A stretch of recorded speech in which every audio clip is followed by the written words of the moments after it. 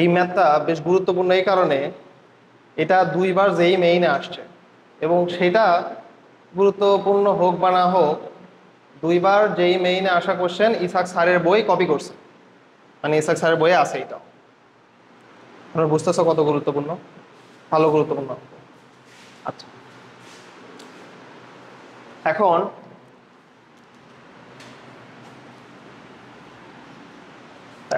বলতেছে সমুদ্রের উপরিতলে পরপর দুটি তরঙ্গ শীর্ষের দূরত্ব 20 মিটার। তাহলে এটা দ্বারা আমরা কি বুঝতেছি? তরঙ্গ শীর্ষ বলতে কি বোঝানো হয়? সাম্যাবস্থান থেকে সর্বোচ্চ বিন্দু না, সেটাই তো তরঙ্গ শীর্ষ। এই যে সাম্যাবস্থান, এখান থেকে সর্বোচ্চ বিন্দু, এই টাইপের একটা কোশ্চেন, ডিউয়ে আসা একটা কোশ্চেন কিন্তু করাইছি। আচ্ছা, এটা হচ্ছে সাম্যাবস্থান থেকে সর্বোচ্চ বিন্দু, যাকে বলা হচ্ছে তরঙ্গ শীর্ষ। আর এখানে সাম্যাবস্থান থেকে সর্বোচ্চ বিন্দু হচ্ছে এটা, যেটাকে বলা হচ্ছে তরঙ্গ শীর্ষ। তো বলা আছে এই যে দুইটা তরঙ্গ শীর্ষ, এইটার মাঝখানের দূরত্ব হলো 20 মিটার। তাহলে আমাকে বলো তো, পরপর দুটি তরঙ্গ শীর্ষের মধ্যবর্তী দূরত্বকে আমরা কি দ্বারা প্রকাশ করতাম? ল্যামডা না, কারণ এটা এই দুইটা বিন্দু হচ্ছে সমদশা সম্পন্ন। তাহলে দেওয়া আছে ল্যামডা সমান সমান 20 মিটার। বলা আছে ওই তরঙ্গের বেগ, অর্থাৎ এই পুরো একটা তরঙ্গ, এই তরঙ্গের বেগ হচ্ছে 18 কিলোমিটার পার আওয়ার। তাহলে এই তরঙ্গের বেগ v সমান সমান হচ্ছে 18 কিলোমিটার পার আওয়ার। তো এটাকে তুমি যদি মিটার পার সেকেন্ডে করে নাও তাহলে কত আসবে? দেখো তো কত আসে।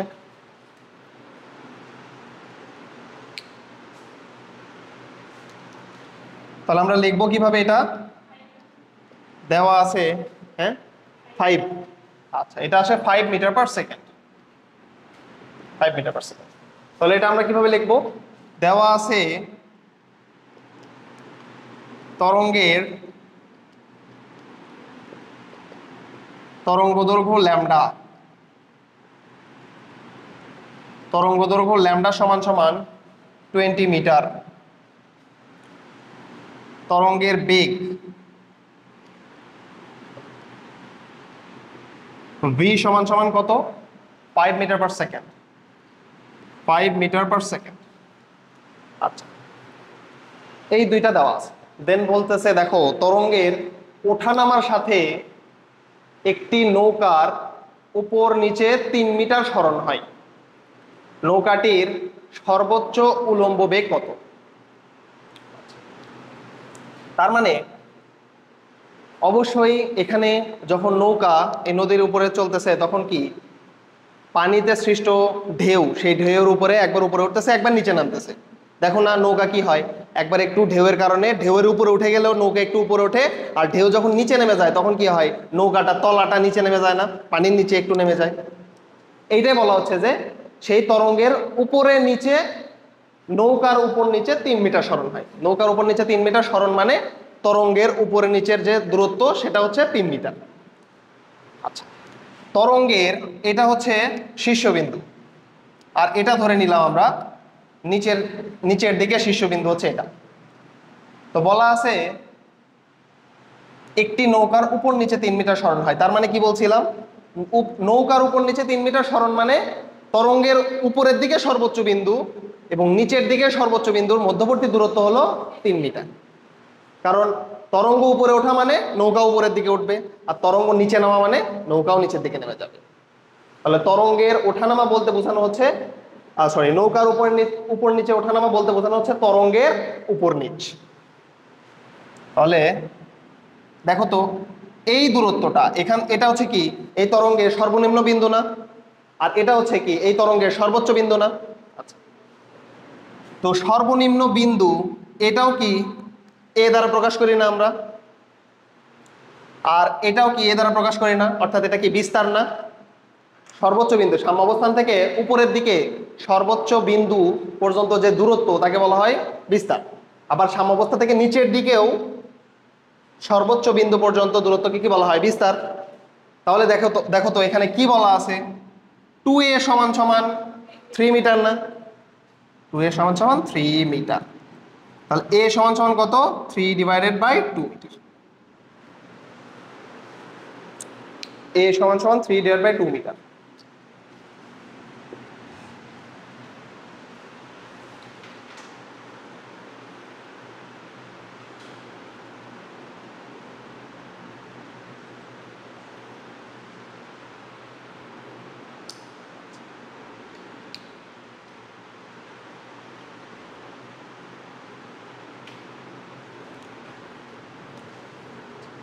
এখন এরপরে আমরা এখান থেকে লিখবো,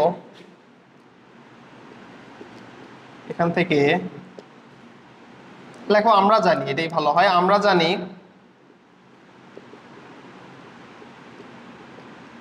ভি সমান সমান এফ ল্যামডা। ভি সমান সমান এফ ল্যামডা। তাহলে এফ সমান সমান কি লেখা যায় দেখো তো, ভি ডিভাইডেড বাই ল্যামডা লেখা যায় না? এফ সমান সমান ভি ডিভাইডেড বাই ল্যামডা। তো ভি এর মান আমরা দেখলাম 5 এবং ল্যামডার মান কত 20, তার মানে কত আসে 1/4 এত হার্জ, এত হার্জ।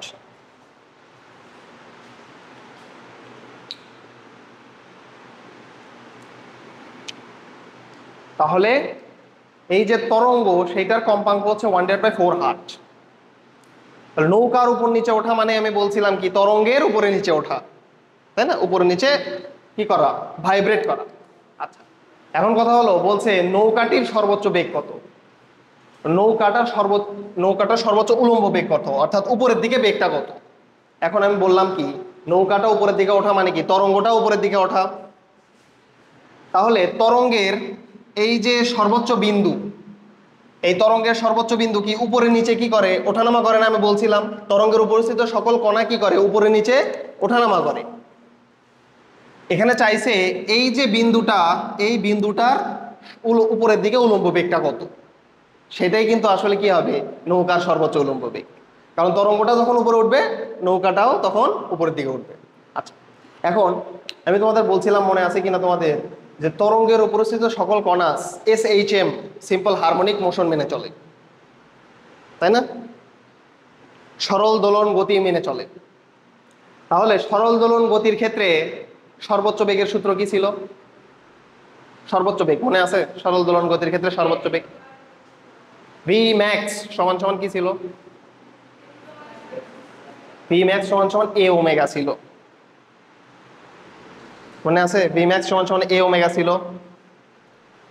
এ ওমেগা ছিল।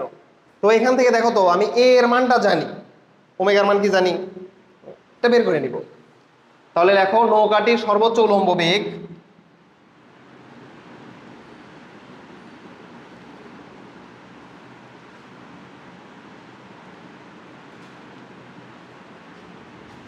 উলম্ব বেগ ভি ম্যাক্স সমান সমান এ ওমেগা, যেখানে এ এর মান হলো 3/2 এবং এই যে ওমেগা,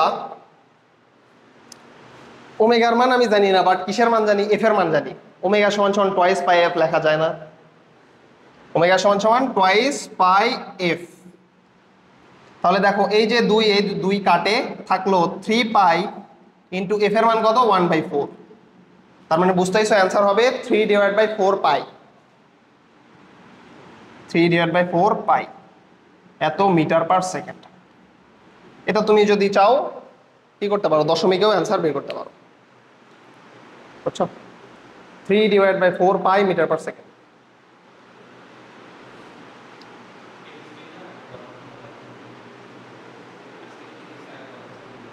দেখছি তো 4টার দিকে কি হয়।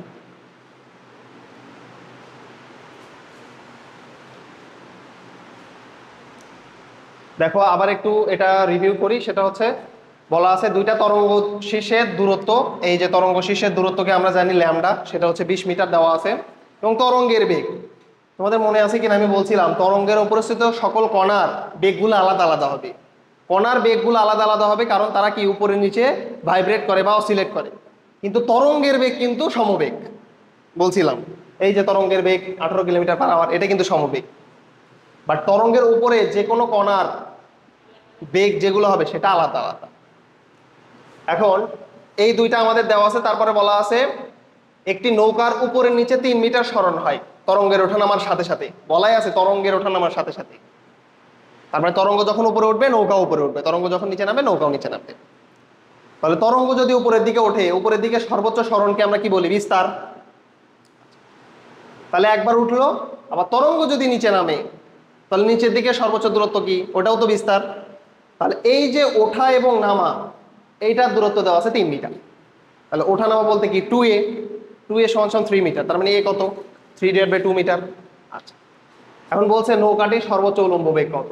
তার মানে উপরের দিকে যখন ওঠে, এই যে কণাগুলো তো উপরের দিকে ওঠে, তরঙ্গের উপস্থিত কণা উপরের দিকে ওঠে, নৌকাও উপরের দিকে ওঠে। তার মানে নৌকার উলম্ব বেগ হবে এই যে তরঙ্গস্থিত কণা, এটা যে উপরের দিকে উঠতেছে তার বেগে কিন্তু কি হবে? নৌকার সর্বোচ্চ উলম্ব বেগ। তাহলে এই তরঙ্গের উপস্থিত এই কণার উপরের দিকে ওঠার সময় সর্বোচ্চ বেগের সূত্র কি হবে?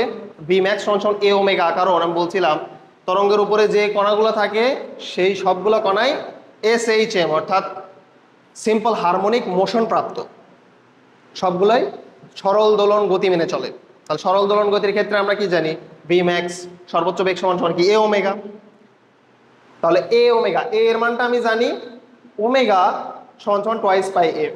এখান থেকে আমরা ভি সমান সমান এফ ল্যামডা থেকে এফ এর মানটা বের করে নিছিলাম, আর ওমেগা সমান সমান টোয়াইস পাই এফ লিখছি, এফ এর জায়গায় জাস্ট খালি মানটা বসাই দিচ্ছি, দেন অ্যান্সার চলে আসছে। অঙ্কটা কিন্তু গুরুত্বপূর্ণ অঙ্ক।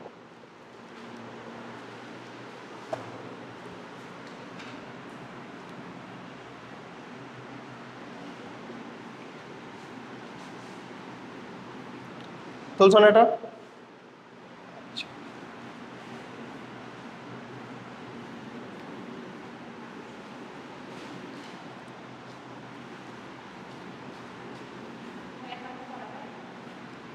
কালকে কালকে তোমরা পড়বা না? হ্যাঁ হ্যাঁ, শনিবার এটা কালকে পড়াবো।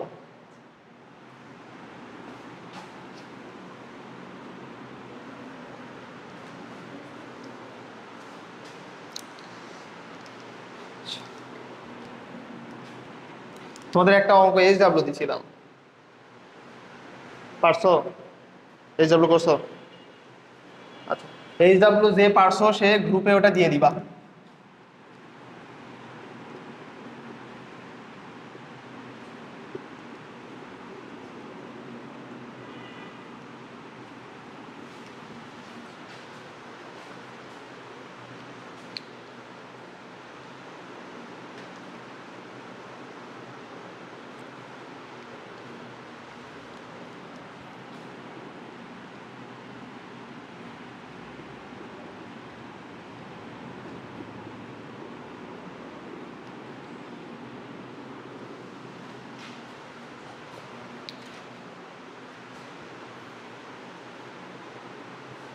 তরঙ্গের তীব্রতা বা ইন্টেন্সিটি অফ ওয়েভ, এর আগে আমরা একটা বিষয় বুঝবো, সেটা হচ্ছে তরঙ্গ মুখ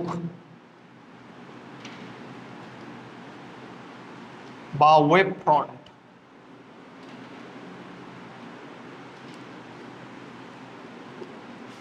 তরঙ্গমুখ বা ওয়েভ ফ্রন্ট।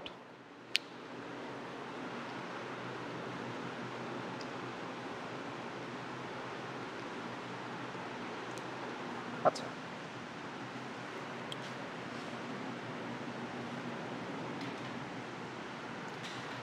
ধরো আমি পানিতে ঢিল নিক্ষেপ করলাম, তো পানিতে ঢিল নিক্ষেপ করলাম, তো ঢিল যেখানে পড়বে সেটা কি সোর্স হিসেবে কাজ করে, সেখান থেকে তরঙ্গগুলো ছড়ায় যায় না, চারপাশে ঢেউ সৃষ্টি হয়। আচ্ছা, তো আমি ধরো এখানে ঢিল নিক্ষেপ করছি, ঢিল নিক্ষেপ করার পরে তরঙ্গগুলো কিভাবে ছড়ায় যাবে? এভাবে ধরো ছড়ায় গেল।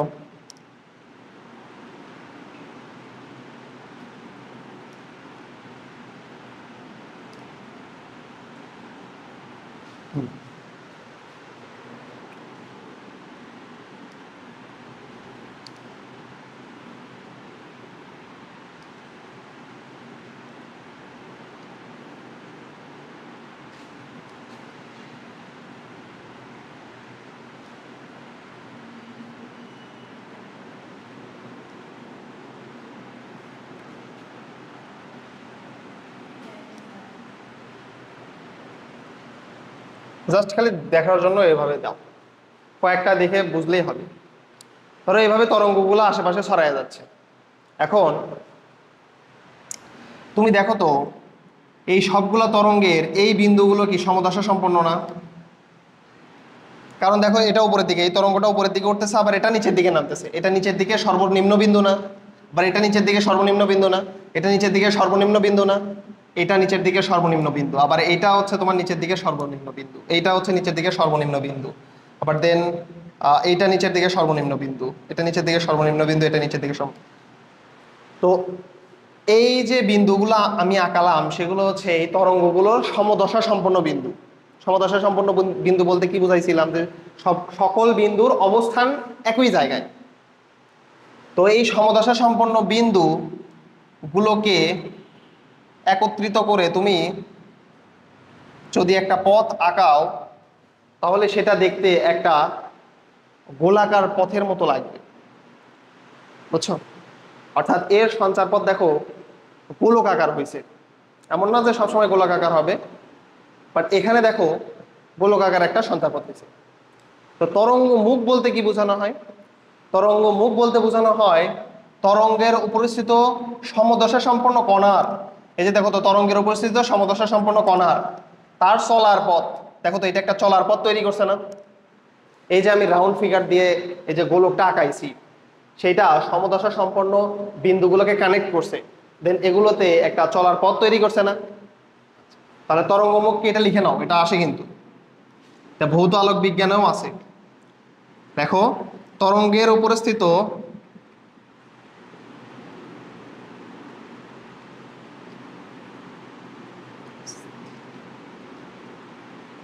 তরঙ্গের উপরে স্থিত সমদশা সম্পন্ন কণার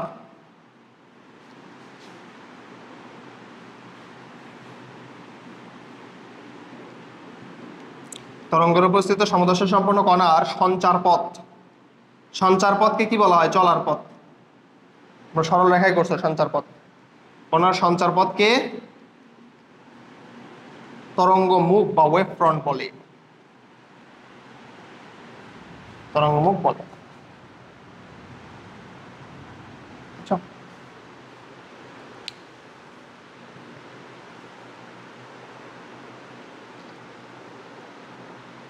তরঙ্গমুখ যে সবসময় গোলাকার হবে এর কোনো কথা নাই, তরঙ্গমুখ অনেক সময় সমতলও হতে পারে, বুঝছো? সোর্স থেকে কাছে যদি তুমি তরঙ্গমুখ আঁকাও, ধরো এটা সোর্স, মানে এই সোর্স থেকে কাছে যে তরঙ্গমুখগুলো পাওয়া যায় সেগুলো সাধারণত গোলক আকার হয়। এখন এই তরঙ্গগুলো তো সামনের দিকেও যাচ্ছে, তো সামনের দিকেও তো সমদশা সম্পন্ন বিন্দুগুলো আছে, তখন তুমি যদি আঁকাও একটা তরঙ্গমুখ তখন দেখা যাবে সেইটা আস্তে আস্তে গোলাকার হইতে হইতে হইতে হইতে সমতল হয়ে যায়। অর্থাৎ সোর্স থেকে অসীম দূরত্বে, সোর্স থেকে অসীম দূরত্বে বা অসীম দূরত্বের কাছাকাছি বিন্দুগুলোকে কেন্দ্র করে তুমি যদি একটা তরঙ্গমুখ আঁকাও তাহলে সেটা হয় সমতল, এবং সোর্স থেকে কাছাকাছি দূরত্বে তুমি যদি একটা তরঙ্গমুখ আঁকাও তাহলে সেটা হয় সাধারণত গোলক আকার, বুঝছো? সমতল, সমতল হয়ে যায়, সমতল সমতল সমতল মানে একটা লাইন সমান্তরাল রেখা হয়ে যায়, বুঝছো? এটা নিয়ে অনেক আলোচনা আছে এবং এটা নিয়েই অনেক কিছু হচ্ছে ভৌত আলোক বিজ্ঞানে। তো জাস্ট আমাদের এই অধ্যায়ে এতটুকু জানলেই হবে, এটা নিয়ে বিস্তারিত আলোচনা আছে। আচ্ছা, এটাকে বলতেছি আমরা ওয়েভ ফ্রন্ট, ঠিক আছে? এখন দেখো টপিকের নাম দিচ্ছি তরঙ্গের তীব্রতা, তরঙ্গের তীব্রতা। তো তুমি যখন সাউন্ড বক্সে ধরো গান শুনতেছ, তো সাউন্ড বক্সের গান বা সাউন্ড বক্সের যে সাউন্ড, সেই সাউন্ডটা কি সব জায়গাতেই সেম পাওয়া যায়? সাউন্ড বক্সের কাছাকাছি থাকলে তুমি বেশি শব্দ পাও, শব্দের তীব্রতা বেশি। তুমি যখন সাউন্ড বক্স থেকে দূরে চলে যাবা তখন কি আগের মতো সাউন্ড শুনতে পাবা? কাছাকাছি যে সাউন্ড পাও দূরে কি সেই একই সাউন্ড শুনতে পাওয়া যায়? পাওয়া যায় না, কিন্তু সাউন্ড কি হয়ে যায়? আস্তে আস্তে কমে যায় না? অর্থাৎ তরঙ্গের তীব্রতাটা আস্তে আস্তে কমে যায়। শব্দ কি একটা তরঙ্গ না? শব্দ তো তরঙ্গ বলছিলাম, এটা কোন ধরনের তরঙ্গ? চলো,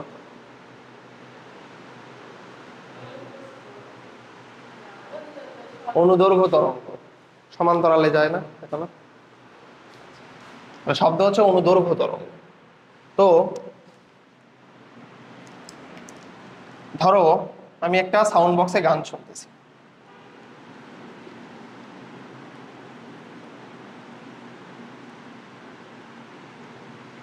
এটা হচ্ছে সাউন্ড বক্স।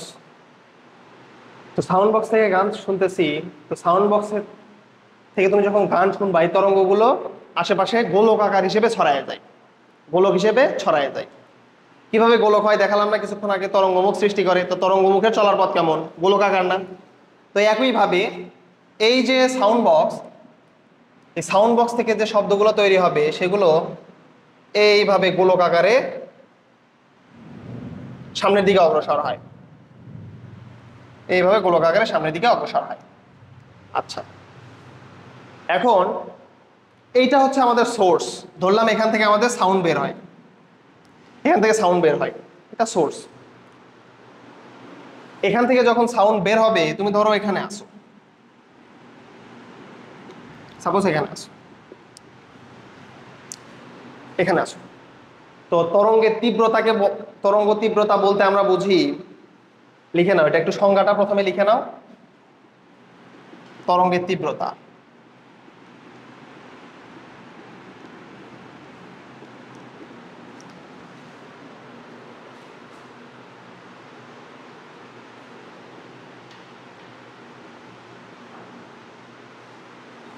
দেখো, তরঙ্গ সঞ্চালনের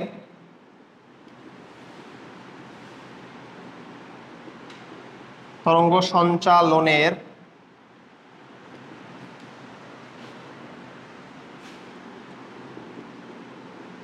তরঙ্গ সঞ্চালনের দিকের সাথে লম্ব বরাবর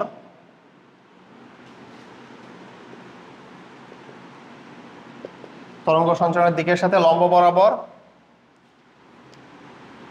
একক ক্ষেত্রফলের ভিতর দিয়ে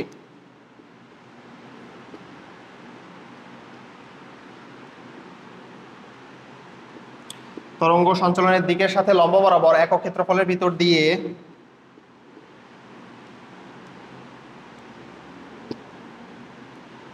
একক সেকেন্ডে যে পরিমাণ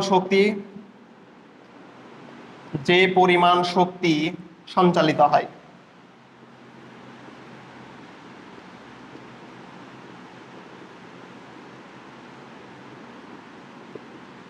তাকে তরঙ্গের তীব্রতা বলে।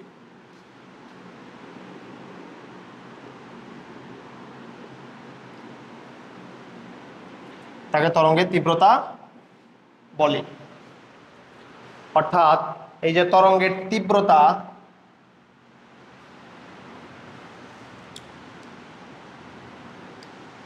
তরঙ্গের তীব্রতা বলে লেখো। তাহলে তরঙ্গের তীব্রতাকে প্রকাশ করা হয় আই।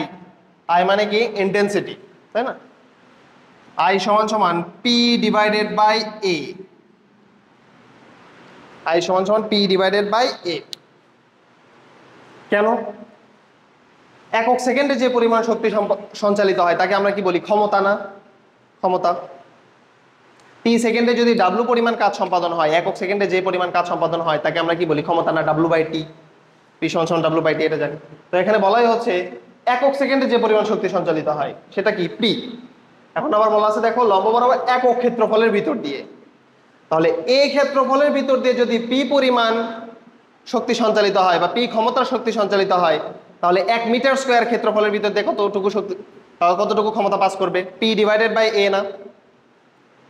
এ ক্ষেত্রফল বিশিষ্ট কোনো কাঠামোর ভিতর দিয়ে যদি পি ক্ষমতাযুক্ত শব্দ পাস করে, তাহলে 1 মিটার স্কয়ারের ভিতর দিয়ে কতটুকু পাস করবে? পি ডিভাইড বাই এ না? সংজ্ঞাতে দেখো এটাই বলা আছে, একক ক্ষেত্রফলের ভিতর দিয়ে। এখন ধরো লোকটা এখানে আছে, এখান থেকে একটা তরঙ্গ এভাবে পাস করতেছিল। তো আমি বলছি কি? তরঙ্গ সঞ্চালনের লম্ব দিকে। তো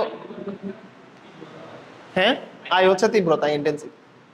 তাহলে ধরো এখান দিয়ে আমাদের কি করতেছিল? একটা তরঙ্গ পাস করতেছিল। তো আমি বলছি দেখো, তরঙ্গ সঞ্চালনের দিকের সাথে, এখানে তরঙ্গ সঞ্চালিত হচ্ছে, এর সাথে লম্ব দিকে একক ক্ষেত্রফলের ভিতর দিয়ে, অর্থাৎ 1 মিটার স্কয়ারের ভিতর দিয়ে যতটুকু শক্তি সঞ্চালিত হবে, একক সেকেন্ডে যতটুকু শক্তি সঞ্চালিত হবে। হ্যাঁ আচ্ছা, ধরো এখানে একটা লোক ছিল, তো মেইন সোর্স যেটা আমাদের সাউন্ড বক্স, সেই সাউন্ড বক্স থেকে একটা তরঙ্গ সেই লোকের কানে পৌঁছাবে, এই জন্য এই তরঙ্গটা এই পর্যন্ত গেছে।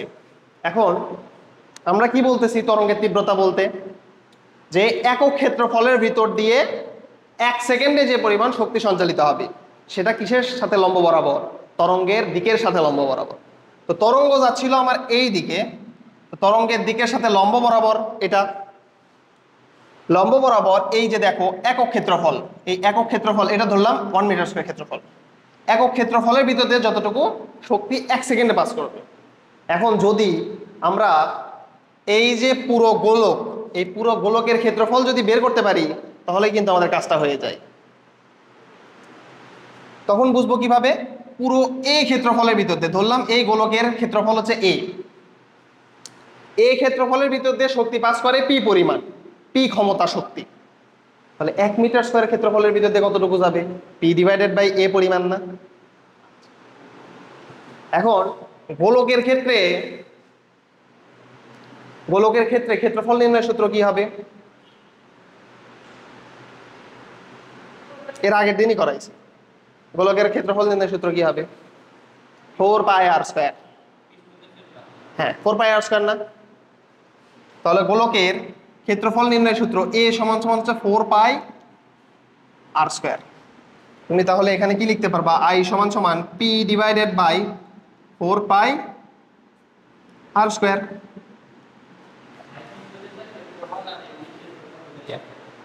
গোলকের পৃষ্ঠদেশের ক্ষেত্রফল 4πr², বুঝছো? হ্যাঁ ধরা যায় পৃষ্ঠদেশের ক্ষেত্রফল, আমি এখানে তো পৃষ্ঠ নিয়ে আলোচনা করতেছি তাই না, গোলকের পৃষ্ঠদেশের ক্ষেত্রফল 4πr², ঠিক আছে।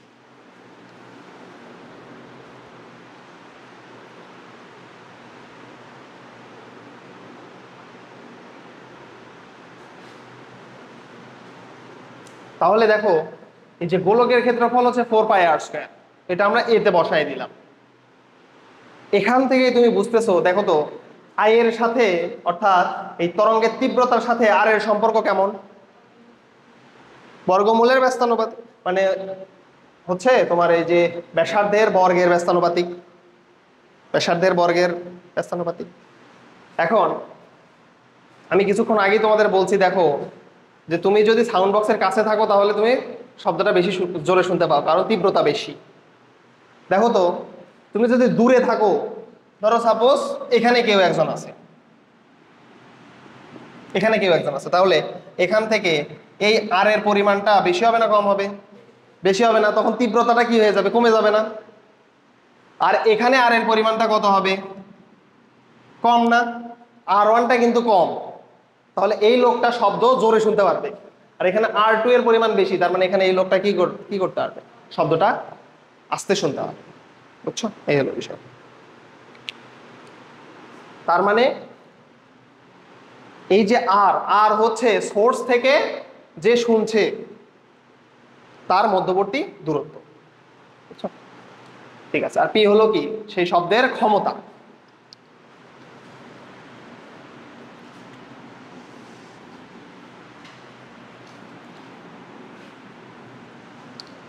বুঝছো না এটা?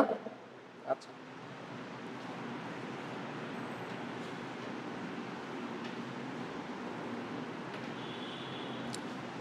লেখো তরঙ্গের তীব্রতার রাশিমালা প্রতিপাদক, গাণিতিক রাশিমালা প্রতিপাদক। তরঙ্গের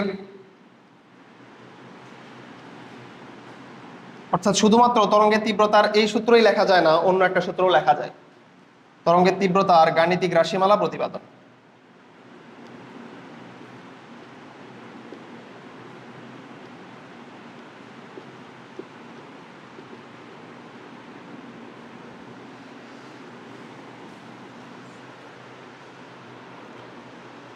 তরঙ্গের তীব্রতা আই সমান সমান আমরা কি দেখছি, পি ডিভাইডেড বাই এ।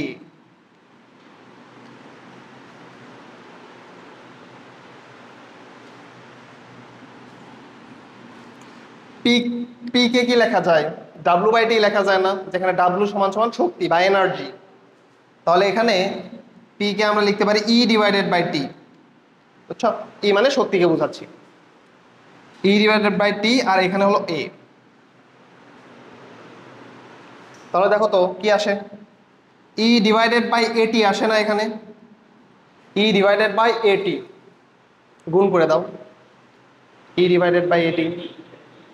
হ্যাঁ বুঝলাম, E divide by T, P সমান কি ডাব্লু ভাগ টি, জানো না, যেখানে ডাব্লু মানে কি শক্তি না। তো এই অধ্যায়ে আমরা সেই শক্তিটাকে ই দ্বারা প্রকাশ করতেছি, এনার্জি দ্বারা, বুঝছো?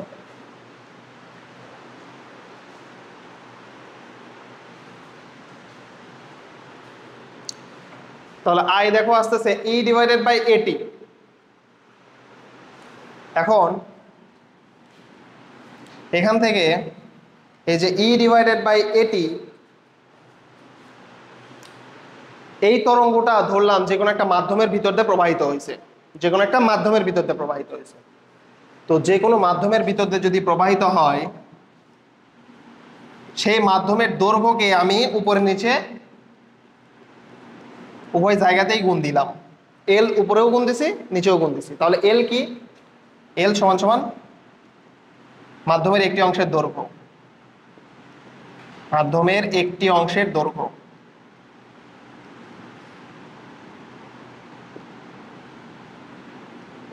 মাধ্যমের একটি অংশের দৈর্ঘ্য হচ্ছে এল, যেটাকে আমি উপরেও গুণ দিছি নিচেও গুণ দিছি। গাণিতিক রাশিমালা প্রতিপাদন মানে কি, রাশিমালা প্রতিপাদন করার জন্য, বুঝছো?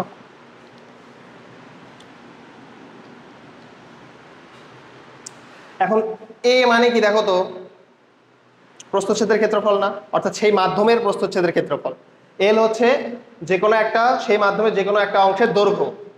তাহলে মাধ্যমের প্রস্থচ্ছেদের ক্ষেত্রফল এবং মাধ্যমের একটা অংশের দৈর্ঘ্য তুমি যদি গুণ করো তাহলে কি পাওয়া যাবে, আয়তন পাওয়া যাবে না, বি। তাহলে পাওয়া যাবে আয়তন বড় হাতের বি, উপরে থাকলো এল, সরি ই। এখন দেখো তো এল মানে কি, মাধ্যমের যে কোনো একটা অংশের দৈর্ঘ্য ডিভাইডেড বাই সময়। তাহলে দৈর্ঘ্য ডিভাইডেড বাই সময় কি মনে হচ্ছে, দৈর্ঘ্য মানে তো এস বা এল ডিভাইডেড বাই টি মানে কি বি না, এল বাই টি মানে হচ্ছে বি, বি ছোট হাতের বি, অর্থাৎ তরঙ্গের বেগ।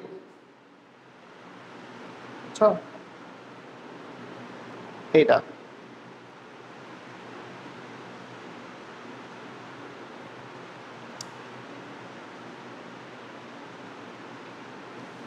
তাহলে এটা চলতেছে কিন্তু আই সমান সমান এটা।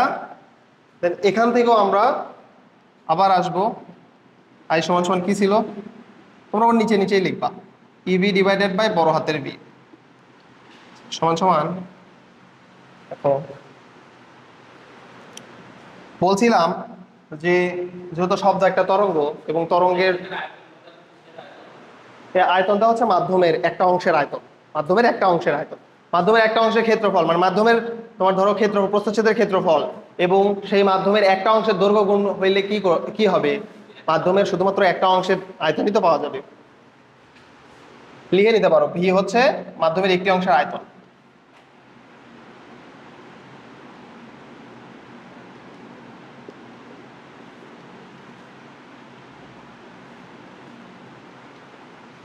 মাধ্যমের একটি অংশের আয়তন।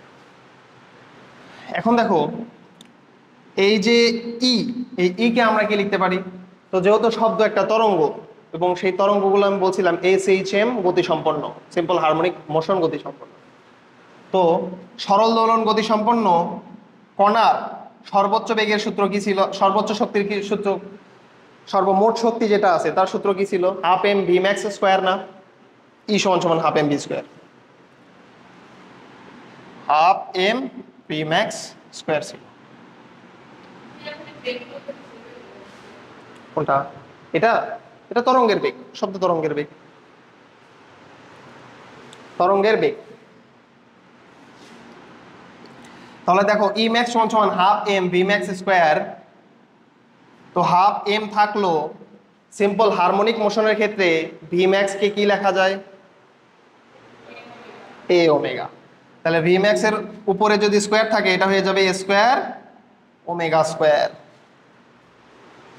তাহলে এই যে এই ই এর পরিবর্তে তুমি এটা লেখো half M square omega square, নিচে বড় হাতের V.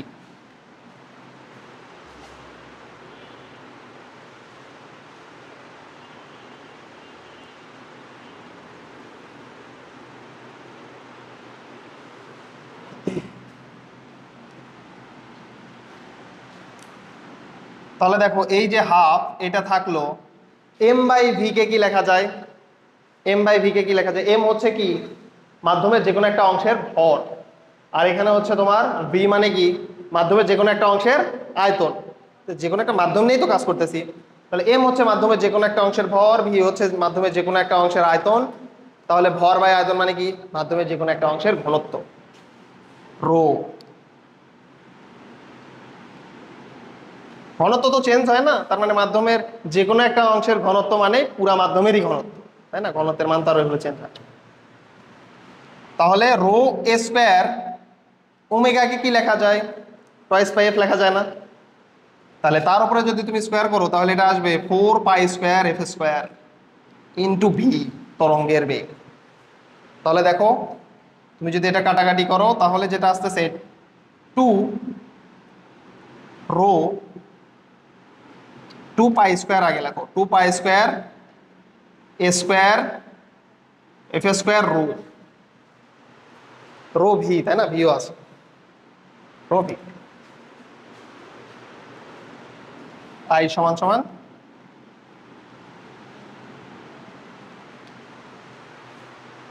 2 pi square A square 2 pi square A square F square rho V.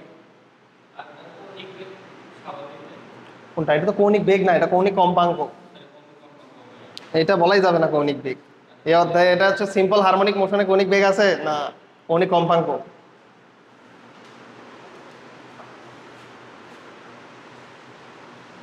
এখন কথা হচ্ছে দেখো এখান থেকে আসবে MCQ. MCQ, VVI for MCQ.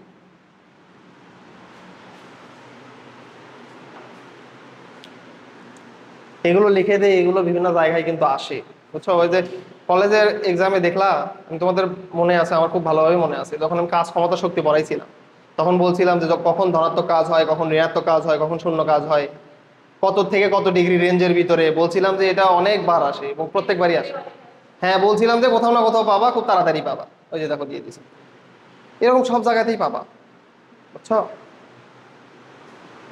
দেখো তাহলে আই সমান সমান 2 pi square A square F square rho V, অর্থাৎ তরঙ্গের তীব্রতার সাথে বিস্তারের বর্গের সম্পর্ক কেমন কেমন দেখো তো, সমানুপাতিক না? অর্থাৎ তরঙ্গের তীব্রতা বিস্তারের বর্গের সমানুপাতিক, আই সমানুপাতিক এ স্কোয়ার। আবার দেখো তরঙ্গের তীব্রতা কম্পাঙ্কের বর্গের সমানুপাতিক না? আবার তরঙ্গের তীব্রতা কিসের সমানুপাতিক? মাধ্যমের ঘনত্বের সমানুপাতিক। আবার দেখা যাচ্ছে তরঙ্গের তীব্রতা তরঙ্গের বেগের সমানুপাতিক।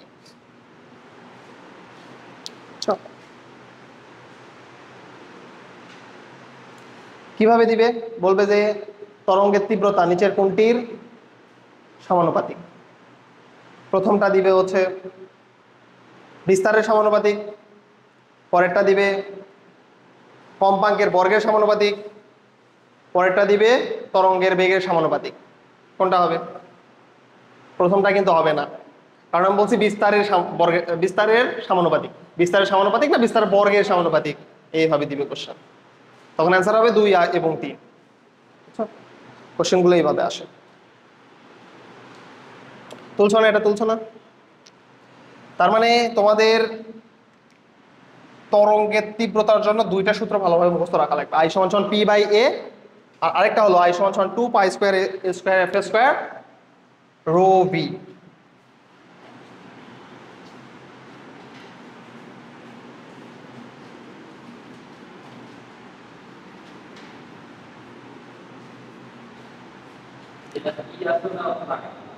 হ্যাঁ, বুঝলাম। হ্যাঁ, যদি ওই রকম থাকে হ্যাঁ আসতে পারে। ধরো ওই ধরনের ইনফরমেশন দিয়ে দিছে যেখানে কোনো একটা অংশের আয়তন দেওয়া আছে, এনার্জি দেওয়া আছে এবং সময় দেওয়া আছে। লেখো এই রিলেটেড অঙ্ক লেখো। একটি ক্ষুদ্র লাউড স্পিকার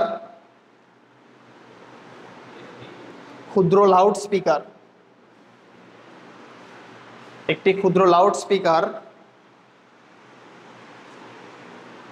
25 ওয়াট ক্ষমতার শব্দ সৃষ্টি করে। 25 ওয়াট ক্ষমতার শব্দ সৃষ্টি করে।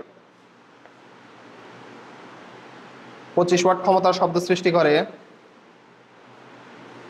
লাউড স্পিকারের 5 মিটার ও 10 মিটার দূরে লাউডস্পিকারের 5 মিটার ও 10 মিটার দূরে শব্দের তীব্রতা ও প্রাবল্য কত? শব্দের তীব্রতা বা প্রাবল্য কত? একই কথা, তীব্রতা যে কথা, প্রাবল্য 5 মিটার ও 10 মিটার দূরে শব্দের তীব্রতা বা প্রাবল্য কত? প্রাবল্য যে কথা, তীব্রতা কিন্তু একই কথা, দুইটার ইংলিশে ইন্টেন্সিটি আই। 5 মিটার এবং 10 মিটার দূরে শব্দের তীব্রতা বা প্রাবল্য কত? তাহলে আসো 5 মিটার দূরে তীব্রতা,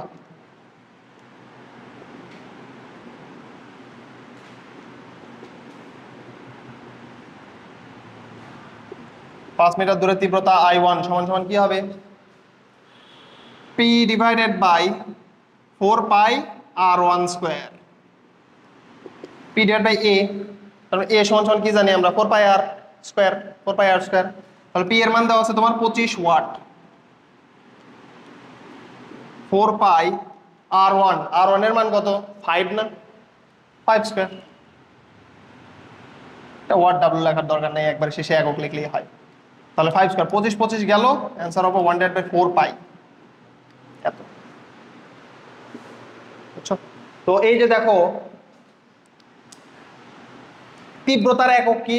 তীব্রতার একক হচ্ছে ওয়াট পার মিটার স্কোয়ার না? Watt per metre square.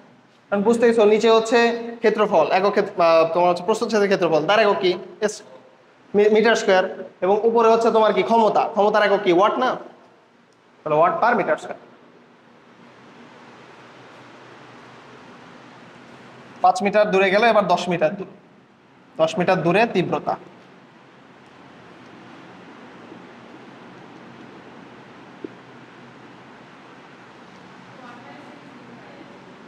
হ্যাঁ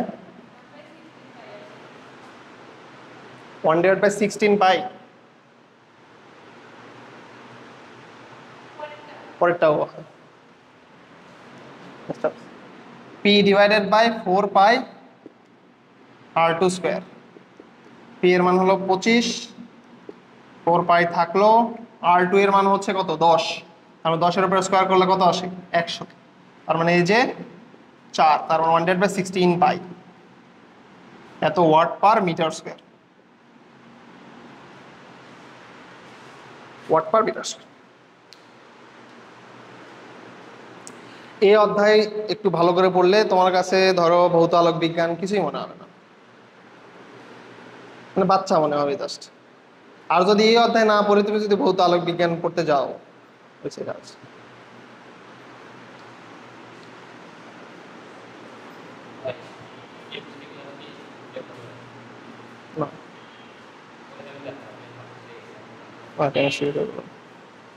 কেমিস্ট্রি তো ভিডিও করে দেওয়া হয় না।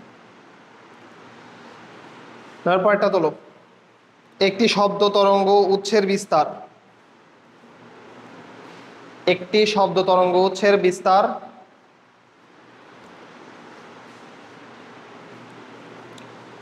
একটি শব্দ তরঙ্গ উৎসের বিস্তার 0। একটি শব্দ তরঙ্গ উৎসের বিস্তার, সোর্স উৎসের বিস্তার 0.25 সেন্টিমিটার। 0.25 সেন্টিমিটার এবং উচ্ছেদ এ সোর্স মানে উৎস না, উৎসের বিস্তার 0.25 সেন্টিমিটার এবং কম্পাঙ্ক 400 হার্টজ। এবং কম্পাঙ্ক 400 হার্টজ। বাতাসে শব্দের বেগ, বাতাসে শব্দের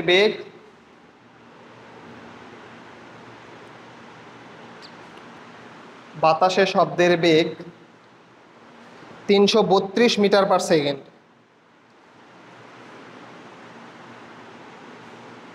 332 মিটার পার সেকেন্ড এবং বায়ুর ঘনত্ব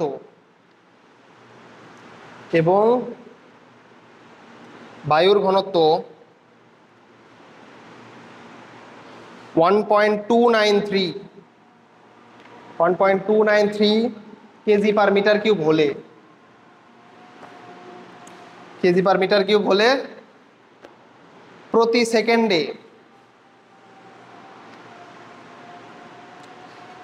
সেকেন্ডে প্রতি বর্গমিটারে প্রবাহিত শক্তি কত? ডিরেক্টলি এখানে কি বলা নাই, তীব্রতা বলা নাই, কিন্তু তীব্রতা প্রতি সেকেন্ডে প্রতি বর্গমিটারে প্রবাহিত শক্তি কত?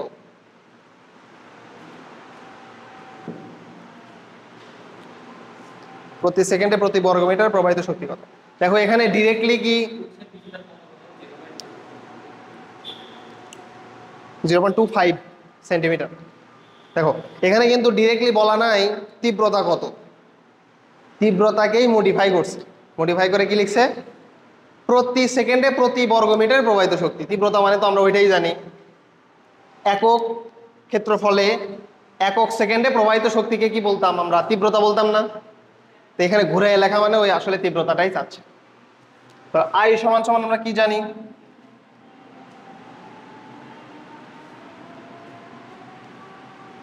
আমরা জানি আই সমান সমান 2 পাই স্কয়ার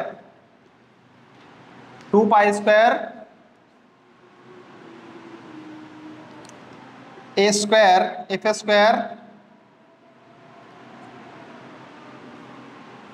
আর কি বাদ গেল? এ স্কয়ার এফ স্কয়ার, কি বাদ গেল? একটা বিষয় বাদ গেল, রো ভি, তার আগে কি জানি? আরে শুধু rho V, A square F square rho V, তাই না? রো ভি, হ্যাঁ।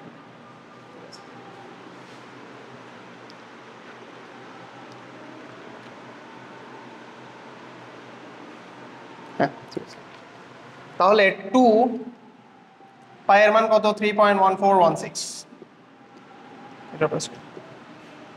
তারপরে এ এর মান কত দেওয়া আছে? 0.25 সেন্টিমিটার না, অর্থাৎ 0.25 ইন্টু 10⁻⁻2 এত মিটার, মিটার উপর স্কয়ার, ইন্টু এফ, এফ এর মান কত দেওয়া আছে?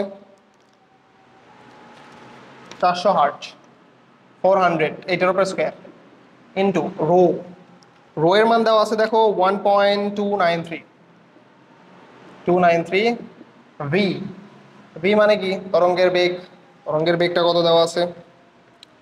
তরঙ্গের বেগ দেওয়া আছে 332।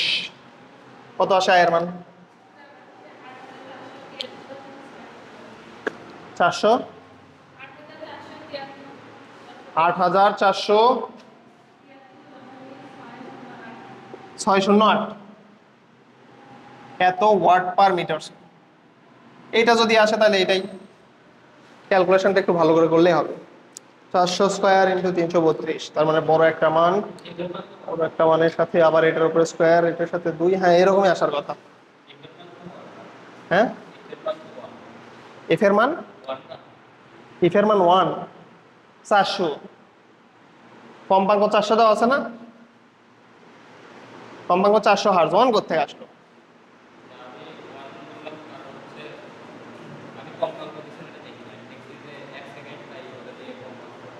না না, কম্পাঙ্ক তো দেওয়াই আছে, কম্পাঙ্ক দেওয়াই আছে। ঠিক আছে না, এরপরে একটা হচ্ছে তোমাদের এরপরে শুরু হবে তরঙ্গের উপরিপাতন। তরঙ্গের উপরিপাতনের উপরে 3টা বিষয় আছে, একটা হচ্ছে ব্যতিচার, বিট এবং